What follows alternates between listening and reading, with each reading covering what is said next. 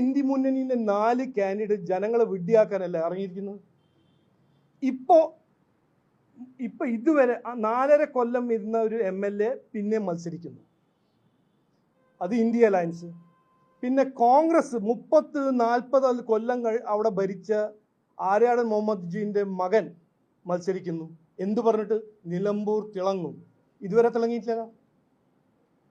പിന്നെ ആരാ ഇറങ്ങിയിരിക്കുന്നത്? സ്വരാജ്, LDF. ഇതുവരെ 9 കൊല്ലം ആരായിരുന്നു ഭരിക്കുന്നത്? LDF. നിലമ്പൂർ തുടരും. ഇതെല്ലാം കേൾക്കുമ്പോൾ ഞാനൊരു സാധാരണ രാഷ്ട്രീയക്കാരനാണെന്ന് വിചാരിച്ചാൽ മതി, എനിക്കും ഒരു ഫീലിംഗ് വരില്ലേ? ഇത് ജനങ്ങളെ വിഡ്ഢിയാക്കാൻ ഇറങ്ങിയിരിക്കല്ലേ? വലിയ പ്രസംഗവും വലിയ ഒരു പോസ്റ്ററും റീൽസ് എല്ലാം ഇറങ്ങി നടക്കുമ്പോൾ എന്ത് ചെയ്തു എന്ന് ചോദിക്കണ്ടേ? 9 കൊല്ലം ഭരിക്കാൻ അവസരം ജനങ്ങൾ കൊടുത്തപ്പോൾ എന്ത് ചെയ്തു എന്ന് ചോദിക്കുമ്പോൾ ഒരു ഉത്തരവില്ല.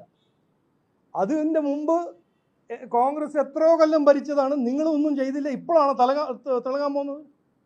അപ്പം ഞങ്ങൾ പറയുന്നത് ഇവിടെ ശരിക്കും 2 ഓപ്ഷനുള്ളൂ. നിങ്ങൾ ഇന്ത്യ അലയൻസിന് ആരാണെങ്കിലും ഒരു ഓപ്ഷൻ നോക്കിക്കോളൂ. അവർ എല്ലാം ചെയ്യാൻ പോകുന്നത് ഒന്നാണ്, വാഗ്ദാനം തരും, വാഗ്ദാനം പറയും, ഒന്നും ചെയ്യില്ല.